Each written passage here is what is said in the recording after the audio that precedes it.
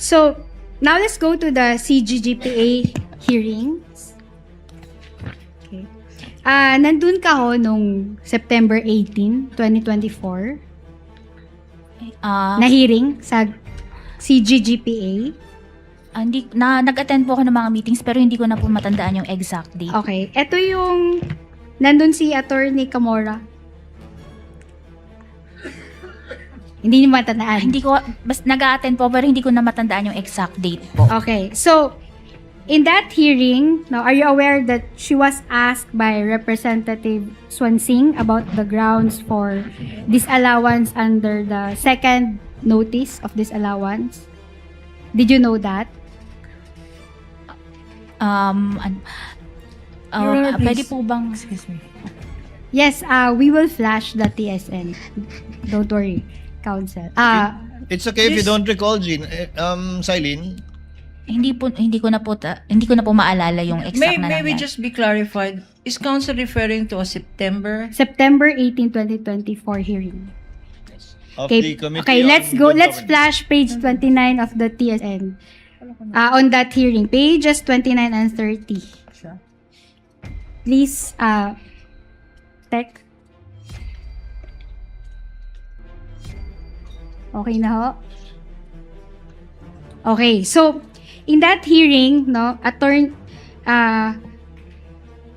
Camora said, yes, good morning, Madam Chair. As to the 2022 notice of disallowance, no, there were 3. Kasi nga tinanong siya kung ano yung grounds, no.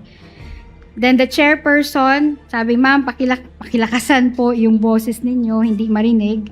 Miss Camora, okay, there were 3 items that are part of the notice of disallowance.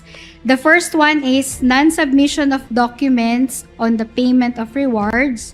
The second one is charging some items that are not compliant under the rules, joint circular.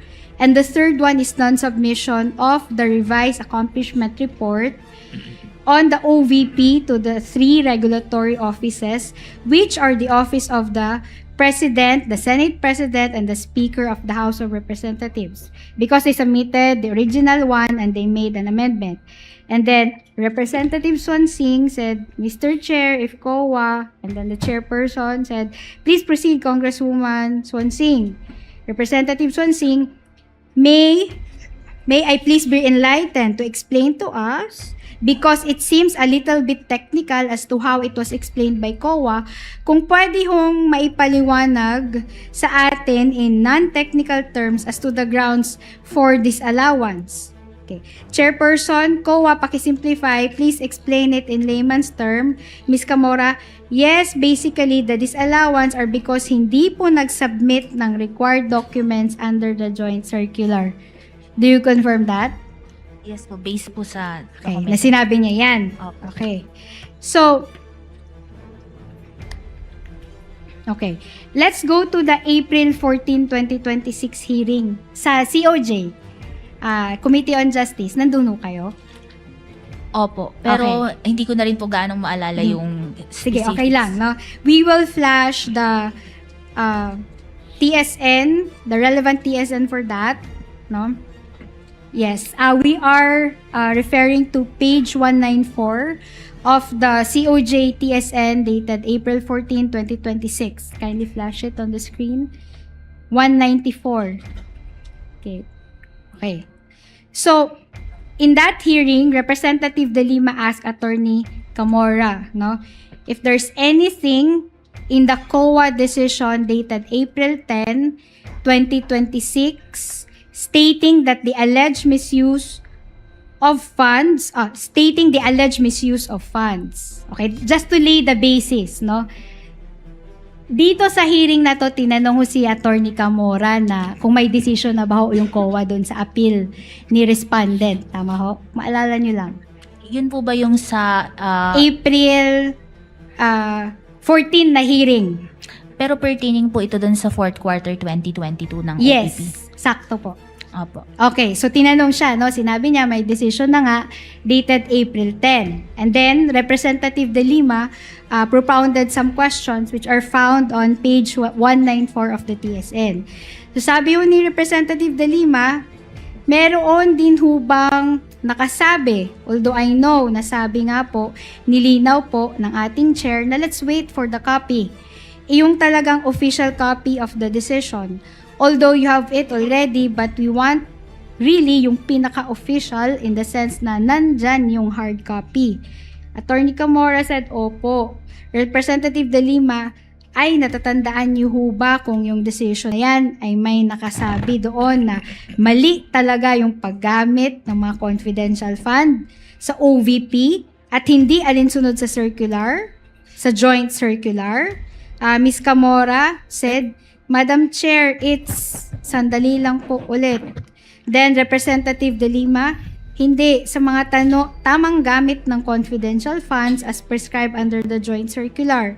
And then Ms. Camora said, nakalagay po in this case, the accomplishment report on the utilization of confidential and intelligence funds, the DEPs and the certifications submitted failed to comply with the guidelines and conditions set forth under the joint circular po. Your Honor, please, if I Yes. may interject at this What moment. is Your the Honor. interjection of Attorney Kapunan? Your Honor, please, counsel is reading from transcripts. She is reading from transcripts which are, we have judicial notice of these transcripts, Your Honor. But she is reading statements of other people and asking this witness about statements of Hamora, about statements of other people, Your Honor, just by her being present there, Your Honor. Now, if that is their intention, then they should present that witness here. Because that witness can testify on her personal knowledge. You are asking this witness who was just there, she can state that a meeting actually occurred, that she was there. But if you are going to ask her to confirm, for what purpose, Your Honor? These transcripts will show the presence of Hamora. It will show her presence. I'd like to thank Attorney Kapunan. You did not make an objection, but I would have sustained it.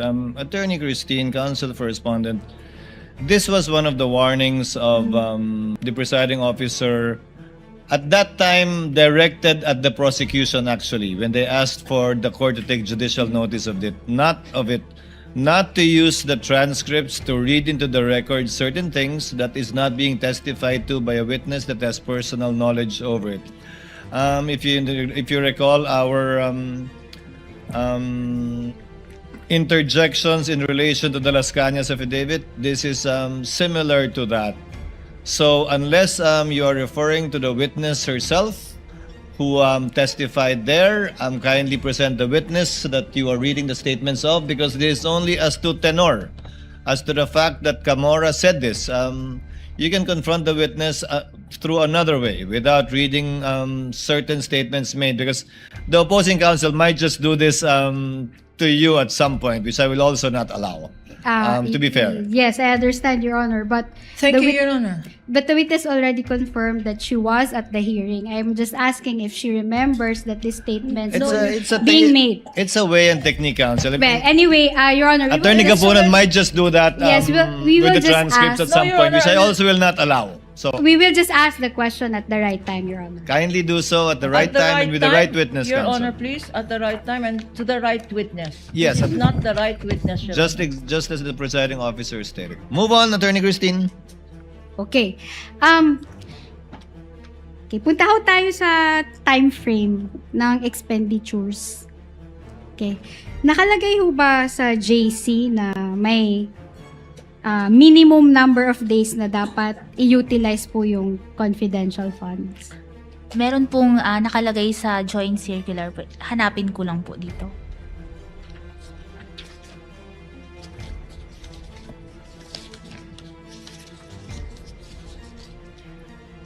Dun po sa item 6.1.5 that cash advances shall be limited to the requirements for 3 months.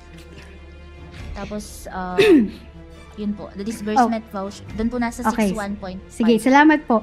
No, you're referring to the cash that is being provided by the agency which should be limited only for 3 months, tama? Opo, tama. Pero nakalagay ho ba sa JC na sa loob ng 3 months na yan, dapat i-utilize nyo, let's say within, dapat i-utilize nyo ng hindi iiksi ng 10 araw. Dapat merong at least 30 days na utilization. May ganun ho ba? Wala pong nakaspecify Okay, sa walang joint nakaspecify circular. doon. Now, in fact, the determination of time and speed of utilization is outside the scope of the COA ICFAO audit, correct? Pwede pong paulit? Okay. Kung gaano kabilis ginastos yung pera, hindi na usakop yun ng audit ng ICFAO. Your Honor, please, what does counsel mean by gaano kabilis? Let me do it. Let me do it, counsel.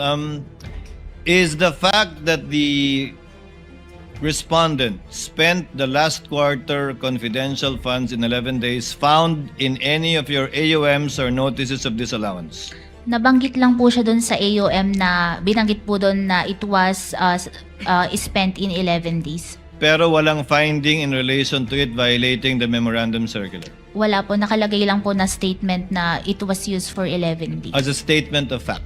Opo. Okay. Move on, counsel. Okay. Thank you. Napunta naman tayo dun sa DepEd. Okay. For the first to third quarters of 2023. Opo. Okay.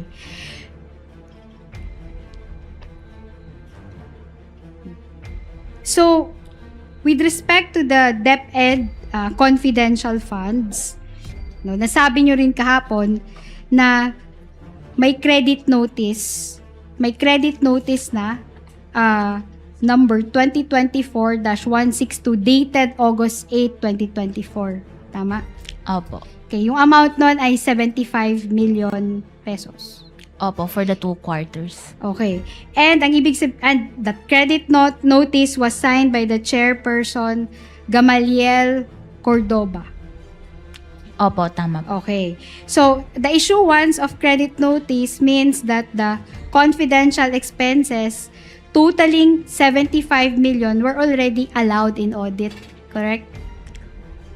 Opo, base po. Nung Based na-issue dun po sa yan. credit notice. Okay.